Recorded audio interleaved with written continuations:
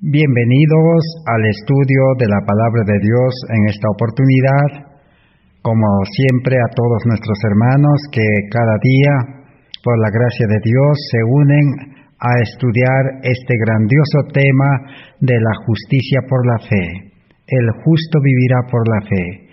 Estamos ya en el estudio número 124 de esta serie y estamos estudiando el santuario y el plan de salvación. El hombre un santuario viviente. En el plan de salvación, según el santuario, y que en el santuario, como hemos estudiado, el Cordero es el Cordero de Dios Cristo.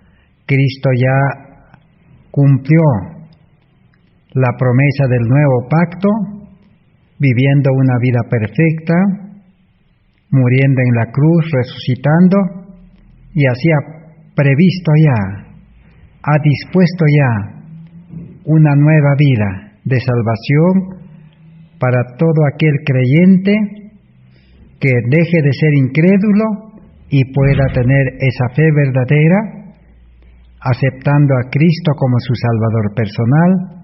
Entonces nuevamente puede llegar a ser un santuario viviente, porque el pecado, dice, nos apartó de Dios y hemos dejado de ser santuarios. Como santuario, el ser humano que ha nacido en este mundo, su vida está totalmente destruido. Cristo quiere reconstruirlo, y Cristo lo puede reconstruir, como dijo cuando estaba en esta tierra, en 3 días. Y no solamente en 3 días, sino aún hasta en horas podemos nosotros llegar al nuevo nacimiento, a la conversión, para empezar la carrera cristiana. Y una de las condiciones para esa vida, para volver a ser santuario de Dios, templo de Dios, para que el Espíritu Santo more en nosotros, es el arrepentimiento. El arrepentimiento no se ha comprendido en su cabalidad, en su amplitud, en su profundidad. Necesitamos aprender ese arrepentimiento. En el tiempo de Israel, como señal de arrepentimiento, los que realmente reconocían su condición pecaminosa, rasgaban sus vestidos, rompían sus vestidos. Encontramos, por ejemplo, a Jacob. Jacob, cuando recibió la noticia de que su hijo estaba muerto, dice la Escritura que Jacob sufrió el dolor más grande de su vida. Lloró amargamente, dice, y rasgó sus vestidos, rompió sus vestidos. También encontramos cuando los espías también que regresaron de Canaán, los 2 espías, Josué y Caleb, también rompieron sus vestidos, porque el pueblo se rebeló y era un pueblo incrédulo. ¿Qué significa romper los vestidos? Romper los vestidos significa arrepentimiento, dolor. ¿Y qué significa el vestido? El vestido es el vestido de la pecaminosidad. El profeta Isaías dice de que nuestros vestidos son como trapos de inmundicia. Se refiere al carácter, a nuestra vida. El carácter o la vida del ser humano en este mundo con el cual hemos nacido, hemos heredado la imagen de Adán, un carácter humano, pecaminoso. En el arrepentimiento debe ser roto. Y todo lo que es roto ya no sirve. Necesita un nuevo vestido, una nueva ropa. Y esa nueva ropa es la nueva vida, el manto de la justicia de Cristo. Ese es el arrepentimiento como se demostraba en los servicios del santuario. Hemos visto cómo los apóstoles llegaron a un verdadero arrepentimiento, pero uno de ellos, Judas no pudo experimentar el verdadero arrepentimiento. Solo Judas mostró un arrepentimiento humano, carnal. Lloró amargamente por haber vendido a su maestro, pero no estaba dispuesto a volver a Dios, no estaba dispuesto a entregar su vida, no estaba dispuesto a desechar su vida para que Cristo pueda darle una nueva vida. Por eso se perdió. Entonces vamos a continuar estudiando acerca del arrepentimiento. Hemos quedado en la vida de Moisés. Moisés también necesitaba un verdadero arrepentimiento. ¿Por qué? Porque Moisés durante 40 años en Egipto había llenado su mente, su corazón de las filosofías, de las enseñanzas, de todo lo que el hombre tiene en este mundo, y lo cual necesitaba deshacerse de todo eso. Y esos conocimientos produjeron un carácter defectuoso, un carácter de dominio, un carácter que se exaltaba, que se gloriaba. Y realmente con ese carácter, con esa educación, cometió el error de matar a un egipcio. Su intención no era, dice, matar, pero cometió ese acto. Y Dios se valió de esa circunstancia para llevarlo al desierto. Y durante 40 años tuvo que desaprender, deshacerse de esa educación, de ese carácter, de esa vida. Y durante ese tiempo, el arrepentimiento produjo su fruto, recibió una nueva vida, un carácter como el de Jesús, el hombre más manso que haya existido, dice. Nosotros también necesitamos examinar nuestra vida. Si hemos aprendido en el mundo mucho conocimiento, costumbres, hábitos y todo lo que hemos adquirido, necesitamos reconocer, necesitamos desechar para que Cristo pueda limpiarnos.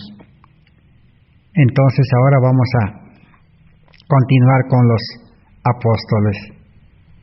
En Camino a Cristo, página 73, nos dice: al igual que cada uno de nosotros, los apóstoles estaban sujetos a los mismos defectos de carácter con los cuales batallamos día a día. Al analizar la revelación, estoy asombrado de la forma como ellos afrontaron estos defectos en la presencia de Jesucristo. Aún Juan, el discípulo amado, el que más plenamente llegó a reflejar la imagen de Jesús, no poseía por naturaleza esa belleza de carácter. Solo hacía valer sus derechos y ambicionaba honores, sino que era impetuoso, y se resentía bajo las injurias. Sin embargo, cuando se le manifestó el carácter divino de Cristo, vio su propia deficiencia y este conocimiento le humilló.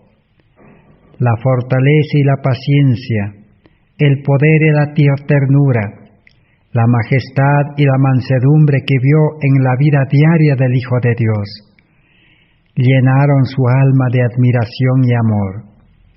Día en día su corazón era atraído hacia Cristo, hasta que en su amor por su Maestro perdió de vista su propio yo.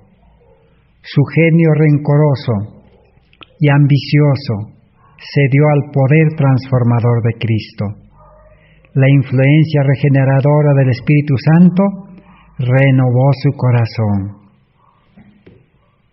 El poder del amor de Cristo transformó su carácter. Tal es el seguro resultado de la unión con Jesús. Cuando Cristo mora en el corazón, la naturaleza entera se transforma. El Espíritu de Cristo y su amor enternecen el corazón, subyugan el alma y elevan los pensamientos y deseos a Dios y al cielo. Esa es la experiencia que Juan experimentó y también todos los demás discípulos, a excepción de Judas. El Espíritu Santo, ¿qué hace? El amor de Dios enternece el corazón. Produce arrepentimiento, reconocimiento y quebranta, dice el corazón. ¿Para qué? Para que pueda, dice, ser renovado, dice por el Espíritu Santo, el corazón. Recibe un nuevo corazón. Él recibe un corazón con el amor de Dios. Ya el amor egoísta es expulsado, es puesto a un lado. Y el poder del amor, dice, ahora transforma el carácter. Ahora es otro hombre, ya no es el mismo, un hombre espiritual. Tal es el resultado, dice, de la unión con Jesús. El arrepentimiento tiene que producir ese cambio, una reforma. Reforma no es mejora, reforma. Volver a la forma original. A la forma original que Dios creó al primer hombre, a Adán y Eva. Volver, dice, a esa creación es reforma. Por eso en Efesios capítulo 2, el verso 8 al 10, dice, por gracia y por fe sois salvos, dice, no por obras, para que nadie se gloríe. Y Cristo, dice, os ha creado, dice, de nuevo para buenas obras. Entonces, así como en la creación, Dios creó al primer hombre a su imagen con su carácter. Y no solamente a su imagen con su carácter, sino que lo creó, dice, justo, santo, obediente, con la ley de amor en el corazón. Entonces, reforma es volver a esa forma. En la redención, también Cristo, por su vida y su muerte y su resurrección, ha provisto también de que el que acepta a Cristo, dice, con verdadera fe, reconociendo su condición pecaminosa y desesperante, entonces, al aceptar a Cristo, San Juan 1, 10, 11, dice, a los que le recibieron, dio los potestad de ser hechos hijos de Dios. Ahora, como dice San Juan capítulo 3, el Espíritu Santo, dice, engendra una nueva vida, a la imagen de Cristo, a la imagen del Cordero. Pero nosotros en este mundo tenemos la imagen de la bestia, dice el Apocalipsis. Parece algo no agradable ese término, ese nombre. Imagen de la bestia. O sea, un carácter irracional. Porque la razón de la mente ha sido pervertido ya. Ya no funciona la razón del ser humano. Por eso el profeta Isaías, en el capítulo 1 de Isaías, dice que los seres humanos son peor que animales ya. Dice, el buey conoce, dice, a su dueño. Y todas las bestias conocen, dice, su corral. Pero mi pueblo, dice, no me conoce. Aún el apóstol Pablo dice, el hombre animal. ¿Por qué? Porque ya no funciona la mente del ser humano como debe ser. Ya no hay razón. No puede razonar el ser humano. No tiene juicio. Su voluntad decide mal para el pecado. Y su imaginación, sus pensamientos son hacia el mal. Y su conciencia está ya oscurecido, ciego, ya no escucha la voz de Dios. A esa condición el ser humano ha llegado. Entonces el ser humano por eso necesita reconocer esa condición. Y el arrepentimiento entonces produce nueva vida. Y transforma toda la naturaleza. Transformar no es mejorar. Muchos entienden mal esta palabra. Piensa que transformar es poco a poco el ser humano natural va a mejorar, va a cambiar. Dios lo va a transformar poco a poco, no. La Biblia utiliza la palabra transformación total. Esta palabra la han tomado de los animales en la naturaleza que se transforman. Uno de los animales es la oruga, el gusano. Ese gusano que nace en las hojas de las plantas. Es gusano. Pero el gusano se encapsula y en el momento dado, ahora sale ya no como gusano, sino como mariposa y vuela. A eso se llama transformación. Se transforma de oruga o gusano a mariposa. No es que ha mejorado, sino es un cambio total. Ahora es otro sería una mariposa, ya no gusano. Esa es la transformación que habla la Biblia, que produce el arrepentimiento. Somos seres humanos como gusano, somos polvo. Pero ahora Dios nos quiere dar una vida espiritual. Esa es la vida cristiana que necesitamos en este tiempo. Entonces vamos a seguir estudiando el arrepentimiento de otros justos, de otros creyentes en Cristo verdaderos que necesitaban arrepentimiento. Dice Educación, página 135. Estudiad las vidas de José y Moisés, de Daniel y David. Comparad la historia de los primeros años de David con la de Salomón y considerad los resultados. Necesitamos aprender de José, de Daniel, de David, de Moisés, de Salomón, dice. En esta oportunidad vamos a aprender de Salomón. Todos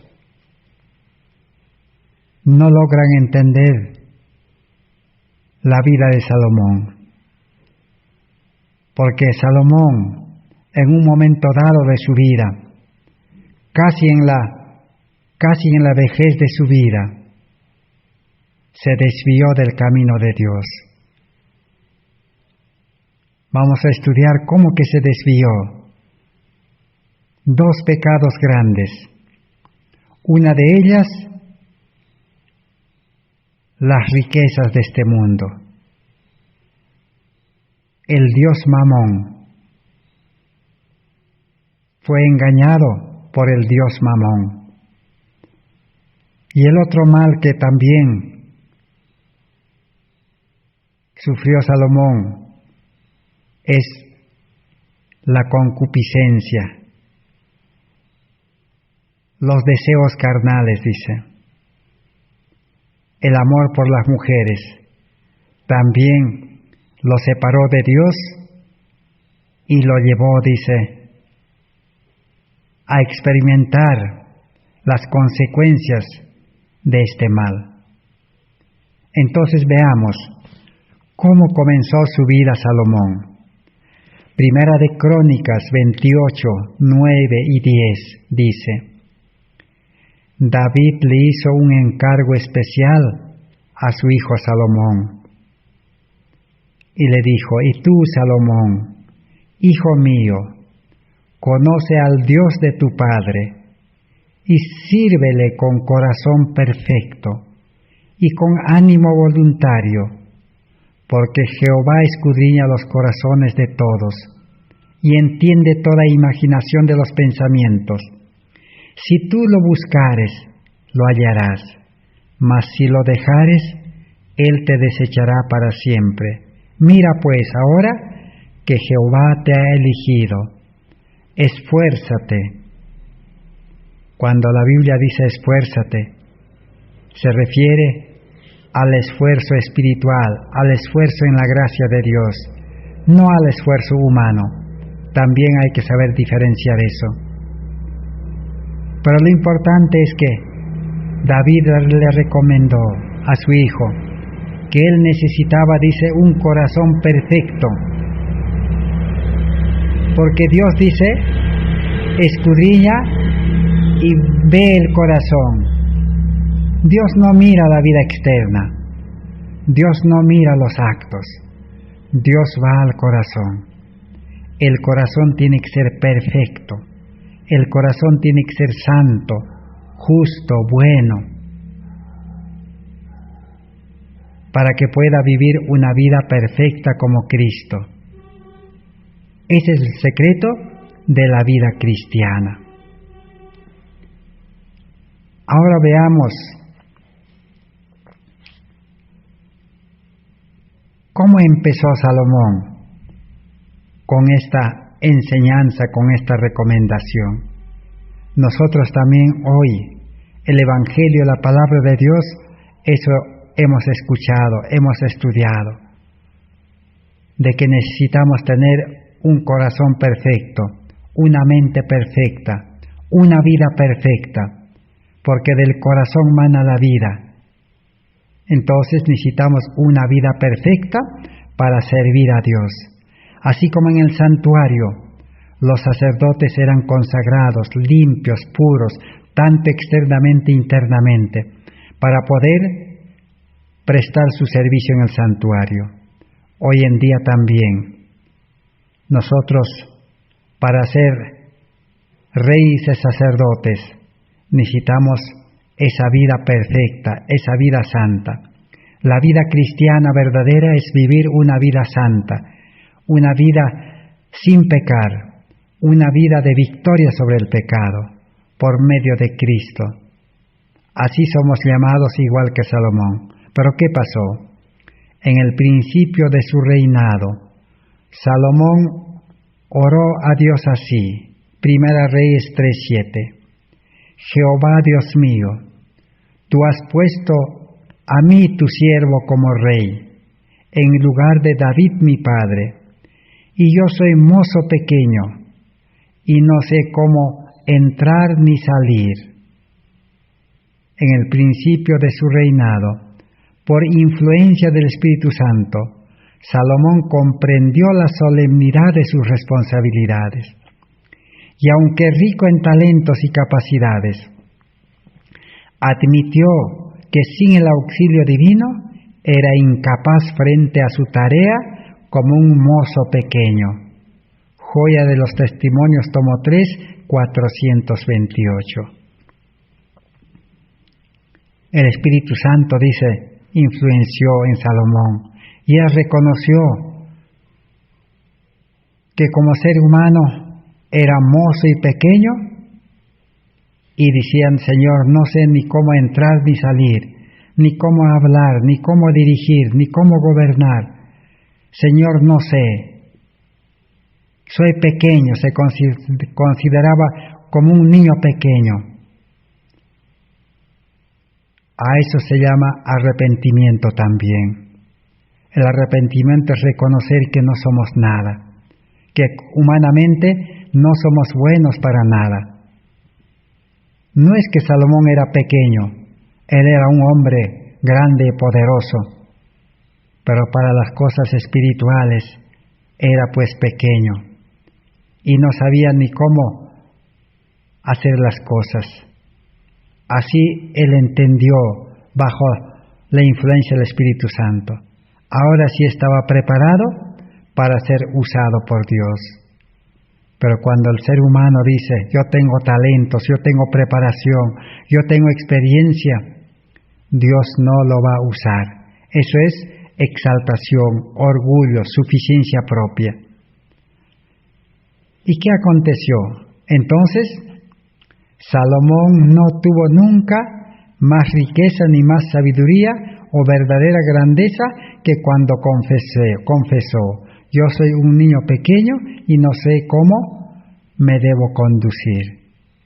Cuando Salomón reconoció su condición insuficiente, impotente, nulo, ahora sí Dios dice que le dio riqueza y sabiduría y poder para gobernar, sabiduría. Salomón, el hombre más sabio que vivió alguna vez en la tierra, porque Dios le dijo: pide lo que tú quieras. ¿Y qué es lo que pidió Salomón? Solo sabiduría. Y Dios le dio, porque él reconoció que su sabiduría no valía nada, que su preparación, su conocimiento no tenía valor para trabajar, para servir en la vida espiritual de gobernar un pueblo. Por eso dice: Salomón recibió sabiduría de Dios. Entonces Salomón dice, ¿qué clase de hombre era? Patriarcas y Profetas, página 39. Salomón, el hombre más sabio que vivió alguna vez en esta tierra. Es un motivo de seria reflexión. En los albores de su reinado comenzó humildemente pidiendo sabiduría. Y el Señor le concedió no solo lo que había pedido, sino además de manera abundante la misericordia divina le llenó de bienes y poder más que todos los monarcas de ese entonces, pero lamentablemente el espíritu concienzudo y considerado que había señalado su trato con el pueblo durante la primera parte de su reinado, había cambiado. Después de haber sido el gobernante más sabio y más misericordioso, degeneró en un gobernante tirano. Antes había sido para el pueblo un guardián compasivo y temeroso de Dios, pero llegó a ser opresor y déspota. Esa es la diferencia. En la primera parte de su reinado, entonces, Salomón gobernó, dice, con la sabiduría de Dios. Dios le llenó de bienes y poder. Cuando la condición era reconocer que humanamente él era como un niño pequeño, no estaba preparado para hacer nada. Ahora sí, Dios lo utilizó. ¿Por qué hoy en día Dios no nos da sabiduría a nosotros? Porque nosotros no queremos desechar nuestra sabiduría, nuestra preparación. Si estaríamos dispuestos, Dios nos llevaría al desierto, al campo como a Moisés. Y allí tendríamos que desaprender, desechar todo nuestro conocimiento. ¿Cómo se desecha? Para Dios es fácil. ¿Por qué Dios tiene que llevar al desierto? Desierto quiere decir un lugar deshabitado, donde no hay muchas personas, donde viven personas a cierta distancia. Allí en ese lugar. Entonces el ser humano, pues, todos los que alguna vez hemos vivido y los que siguen viviendo en la ciudad, están preparados para vivir en la ciudad, para lo cual han estudiado, se han preparado, han aprendido tantas cosas. Y eso es imprescindible, es un mal necesario en la ciudad para desenvolverse y para sobrevivir. Pero cuando esa persona es trasladado al campo, en el campo no le va a servir de nada. Si tiene una profesión, si trabaja en algún trabajo, en el campo no existe ese trabajo.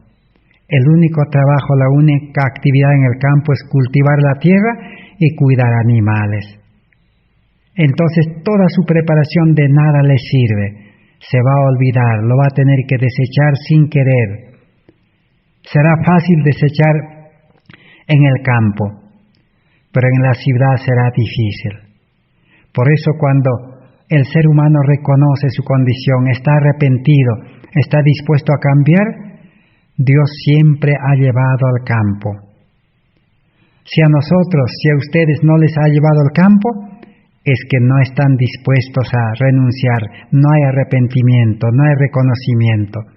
Si no hay orgullo, hay suficiencia propia, exaltación, confianza en las cosas de este mundo, en la educación, en la preparación. Dios no puede hacer nada. Eso impide, dice, la entrada de Cristo en el corazón. Está amontonado, dice, en la puerta del corazón, y Cristo no va a entrar. No solo es pedir entonces. El arrepentimiento es reconocer, renuncia y entrega. Estar dispuestos, dice, a alejarse del yo, de esa preparación.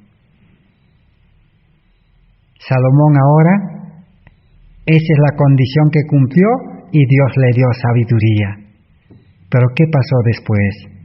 Después el hombre viejo, el viejo Salomón, el yo se levantó y cambió su vida.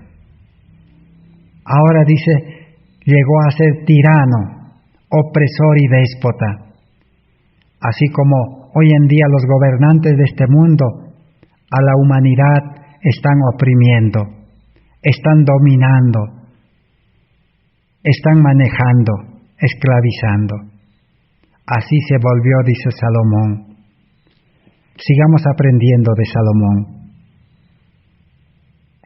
La hermana Ellen White escribe en manuscrito, página 40 de 1898. Dice así: en ningún momento debemos olvidar lo que el sabio alguna vez había pedido con relación a los bienes materiales, con los cuales embotamos la mente. Aparta de mí falsedad y mentira, no me des pobreza ni riqueza, manténme de pan diario, no sea que me sacie y te niegue diciendo, ¿quién es el Eterno? O siendo pobre, hurte, blasfeme el nombre de mi Dios. Proverbios capítulo 30, verso 8 y 9. Salomón, el rey sabio, no pidió, dice, a Dios riquezas, bienes de este mundo.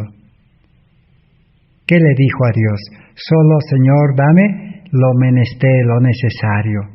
No me des riqueza ni pobreza. Eso es lo que el verdadero creyente pide a Dios. No pide bendición de las cosas materiales. Tampoco Dios nunca ha prometido bendecir con cosas materiales. A Dios no le interesan las cosas materiales. O recordemos el ejemplo de Jesús. A Jesús, el enemigo de Dios, el diablo, le ofreció todo este mundo, las riquezas. Solamente quería que Jesús acepte y se arrodille y que esté dispuesto a adorar a las riquezas, al Dios Mamón. Pero Jesús, ¿qué dijo? Al único Dios solo adorarás. A Dios no le interesan las riquezas de este mundo. Las riquezas de este mundo están contaminadas de pecado, porque Satanás ha llenado el mundo de las riquezas humanas que la ciencia ha inventado. La ciencia ha inventado pues mansiones, casas con materiales que enferman y dan muerte, ciudades que enferman, actividades que también esclavizan, estresan y enferman, estudios que agotan la mente. A la final los estudiantes terminan enfermos. Todo eso es de este mundo. No hay nada en este mundo bueno. Por eso Salomón no pidió riquezas, sino lo menester. Sigamos leyendo. Sabemos cómo de engañoso es el corazón del hombre. Los hombres que manejan sumas de dinero deben aprender una lección de la historia de Salomón. Los que viven en forma desahogada están en continuo peligro de pensar que el dinero y la posición les asegurarían el respeto ajeno y no necesitan ser tan escrupulosos. Pero la exaltación propia es solo una burbuja. Al usar mal los talentos otorgados, Salomón apostató de Dios. Cuando Dios da prosperidad a los hombres, ellos deben tener cuidado de no seguir las imaginaciones de sus propios corazones, no sea que hagan peligrar la simplicidad de su fe y malogren su experiencia religiosa. Así que una de las tentaciones para Salomón fue la bendición de Dios, porque Dios dice le bendijo con riquezas, y esas riquezas, dice, lo llevó, dice, a la exaltación propia. Pero la exaltación, dice, es como una burbuja, es momentáneo. El que se eleva, dice, al lugar más alto, su caída va a ser desastroso, terrible. Porque el que cae de la ubicación más alta, la caída es fuerte.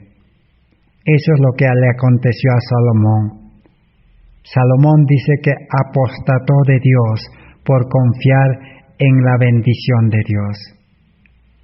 Esa es la lección que necesitamos aprender de Salomón. Todas las personas que llegan a tener dinero, bienes de este mundo.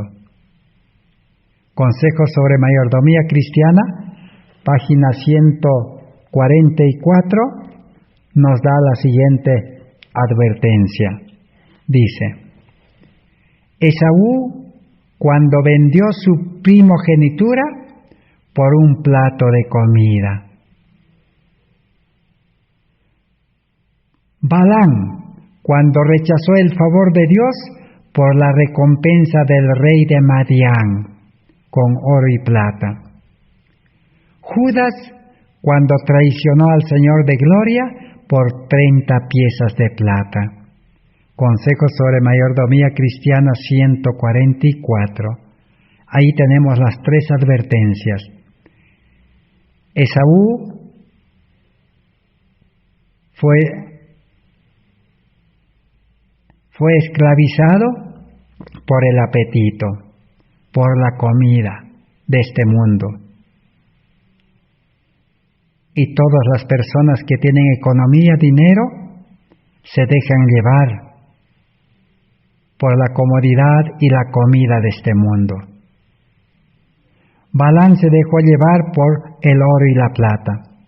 Judas por 30 piezas de plata. En el mismo libro 145, Consejos sobre Mayordomía Cristiana, la palabra de Dios denuncia el amor al dinero como la raíz de todos los males. El dinero en sí mismo es el don de Dios al hombre, para que éste lo utilice con fidelidad en su servicio. Así que el dinero es una bendición. No necesita pedir a Dios. En esta oportunidad, hermanos y hermanas, necesitamos aprender esta lección. Nosotros hemos comprendido mal la Biblia y nos han enseñado mal y hemos enseñado mal acerca del dinero. Nosotros siempre hemos dicho, Dios nos va a bendecir. Hay que pedir a Dios que bendiga nuestro trabajo, que bendiga nuestro dinero, que bendiga nuestros bienes. Ese evangelio, hermanos, no está en la Biblia, no está en el plan de salvación. A Dios no necesitamos pedir bendición material. Solamente un corazón egoísta, un corazón avaro, amante de las riquezas, pide eso. Hoy las religiones se han convertido en religiones que predican prosperidad religiosa. Ellos enseñan o predican a un Cristo que bendice económicamente. Podríamos comparar con Papá Noel, un Cristo Papá Noel. Cristo te va a sanar, dice, Cristo te va a dar esto, Cristo te va a dar aquello. Cristo en el plan de salvación no da esas cosas. Ahí tenemos Salomón el ejemplo, podemos aprender. Salomón no pidió riquezas, pero él pidió sabiduría, o sea, la mente de Cristo, una mente nueva para gobernar. Él reconoció, mi mente, Señor, no vale, soy como niño. La mente del niño no sirve para gobernar ni para hacer nada. Así soy, dijo. Y no sé ni cómo andar, ni dar los primeros pasos. Ahora sí, Dios le dio pues la salvación, la vida espiritual. Un rey sabio como Daniel y sus compañeros. Pero como el Evangelio dice en San Mateo 6:33, Jesús dijo, buscad primeramente el reino de Dios y su justicia. O sea, tener la justicia de Cristo. La justicia nos da vida nueva, el amor de Dios. ¿Y cómo termina ese texto bíblico? Y lo demás, las cosas de esta vida, dice, serán añadidura. Ya es el complemento, ya está asegurado. No solamente a los que buscan la salvación, sino para todos los seres humanos. Porque todos los seres humanos, Cristo lo compró nuevamente con su muerte. Y por creación todos son hijos de Dios. Entonces, la bendición material Dios da a todos. Así como dice, Dios hace salir su sol sobre buenos y malos. Hace caer la lluvia de bendición sobre malos y buenos. El ser humano no necesita pedir eso. También el Padre nuestro hemos entendido mal. Porque dice, Padre nuestro, danos el pan de cada día. No se refiere al pan material. Primeramente se refiere al pan espiritual. Y en segundo orden, secundariamente, el pan material ya es una añadidura. Necesitamos pedir el pan espiritual. El pan espiritual es Cristo. Yo soy el pan vivo, dice. Necesitamos a Cristo todos los días para que nos dé vida espiritual. Entonces, no hay lugar en el plan de salvación para pedir dinero, trabajo, prosperidad, nada de eso, hermanos. Nos engañamos y nos engañaron. Por eso hoy estamos como estamos en este mundo todavía. Y aún nos esperan días difíciles, días de tiniebla, días de tristeza, días de lloro, días de esclavitud, días de toda clase de males. Necesitamos la verdadera riqueza, el oro afinado en fuego. Así que si nosotros buscamos la verdadera riqueza, que es la vida espiritual, entonces, con mayor razón, Dios nos va a bendecir, porque Él ya sabe, así como un padre da todo a sus hijos.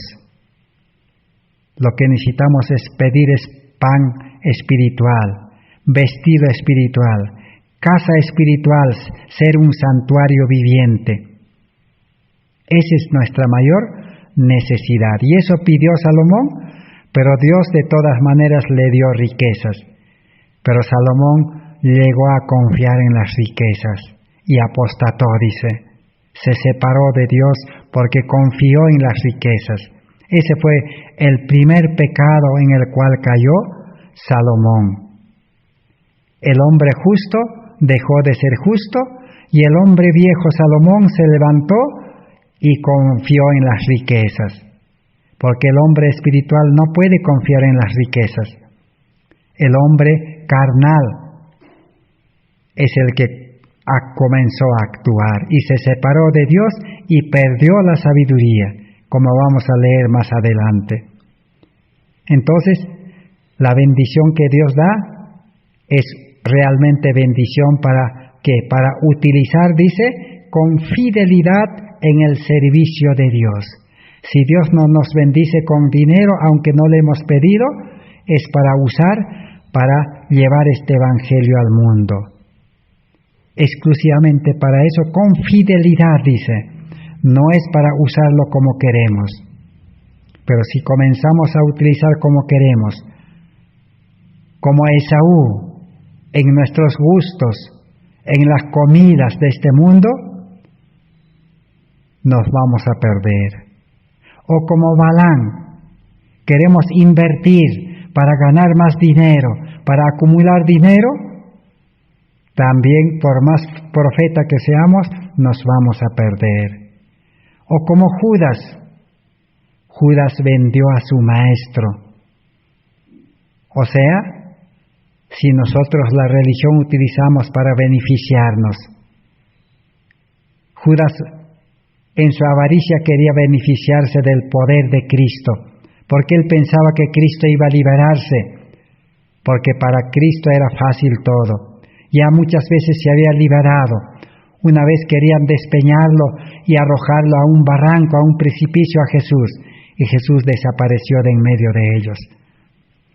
Judas estaba feliz porque él decía, vamos a engañar al sumo sacerdote. Pero no fue así. Nosotros no podemos aprovecharnos de la religión. No podemos negar la religión con nuestro carácter, con nuestra vida, como Judas. Entonces, esa es la enseñanza del Evangelio en el santuario. Dios bendijo a Abraham, dice, y lo enriqueció con ganado, plata y oro. Y la Biblia declara, como una evidencia del favor divino, que Dios dio a David, Salomón, Josafat, Ezequías, muchas riquezas y honor. Así que Abraham también fue bendecido con mucha riqueza, ganado, oro, plata. Pero Abraham nunca se glorió, nunca confió y nunca apostató de Dios por confiar en la riqueza. Y alguien preguntará, Y Abraham, ¿cómo utilizó el oro, la plata, su riqueza para el servicio de Dios? La historia es sencillo. Abraham tenía 1000 personas en su casa. La Biblia dice 1000 siervos, 1000 empleados, podríamos decir 1000 trabajadores, si así lo queremos decir. Pero eran más o menos 1000 personas que él acogió en su casa. Y con las 1000 personas, tarde y mañana, se acercaban a Dios por medio del Cordero.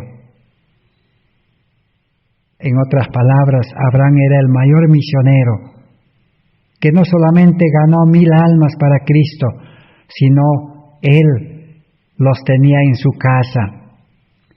Era como una gran escuela. Él era el maestro, representante de Cristo. ¿Quién puede tener 1000 personas que hayan aceptado el Evangelio y llevarlo a su casa y tenerlo allí y sustentarlo? ¿Quién podría hacer eso? Solamente aquel que ama a Dios y tiene el amor de Dios. Y la bendición de Dios lo utiliza para eso. Esa es la lección que necesitamos aprender. Así es la vida cristiana verdadera. Si nosotros no vivimos así, nos engañamos. Necesitamos arrepentimiento.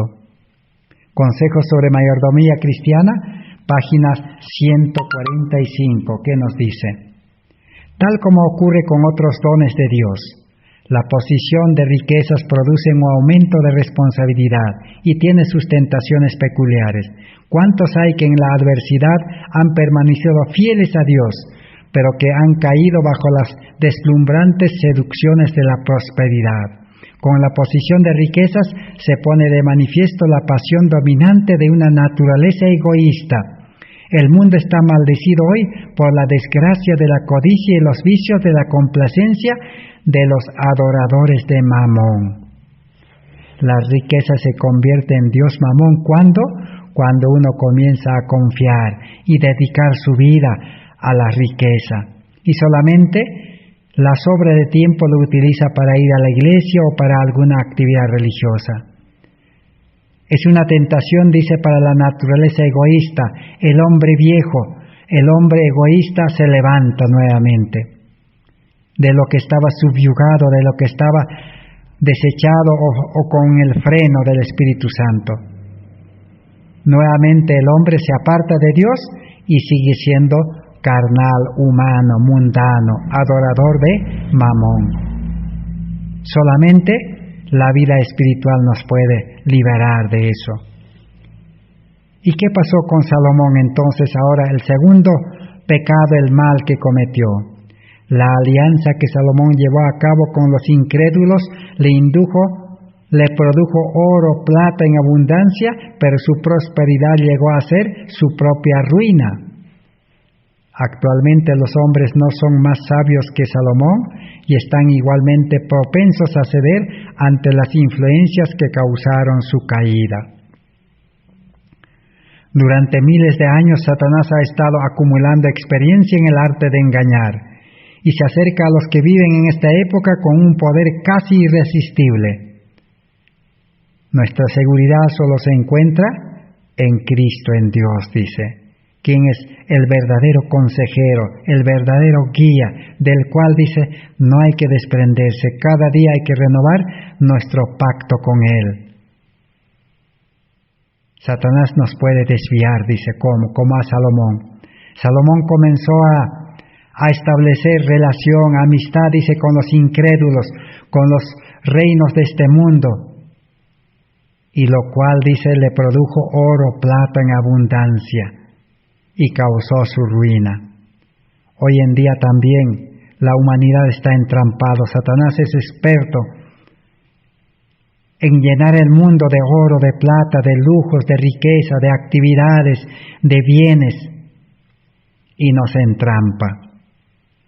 No hay que hacer, dice, asociación con los incrédulos. Todas las actividades de este mundo están relacionadas con los incrédulos.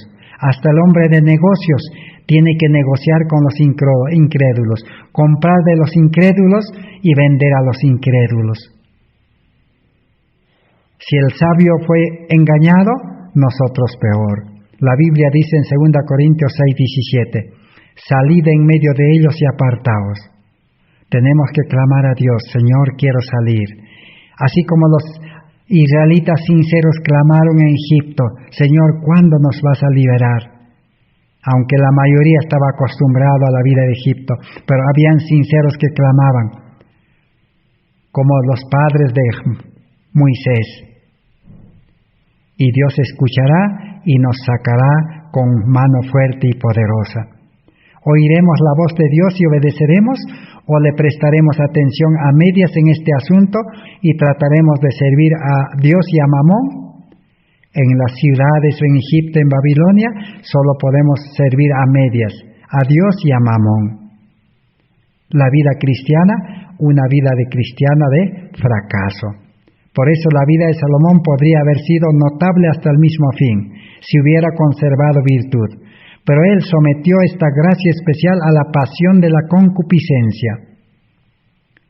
En su juventud le pidió a Dios que le guiara y confió en él, y el Señor le dio sabiduría y que asombró el mundo, dice. Su poder y su sabiduría fueron alabados en toda la tierra. Era luz de este mundo.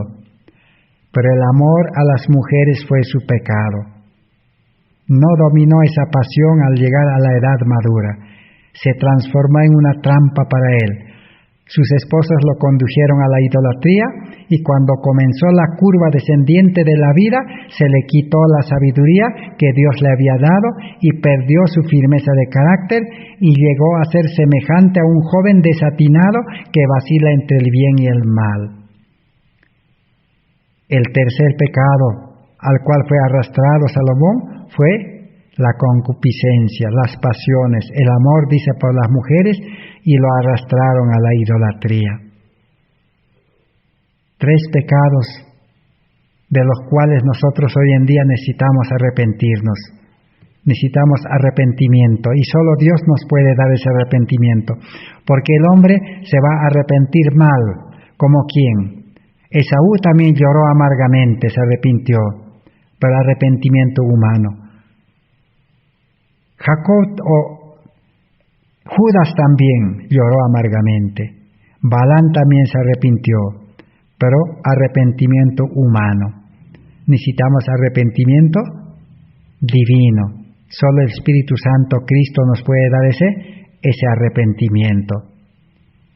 Vamos a seguir estudiando el día de mañana aquella incógnita que el mundo no puede responder.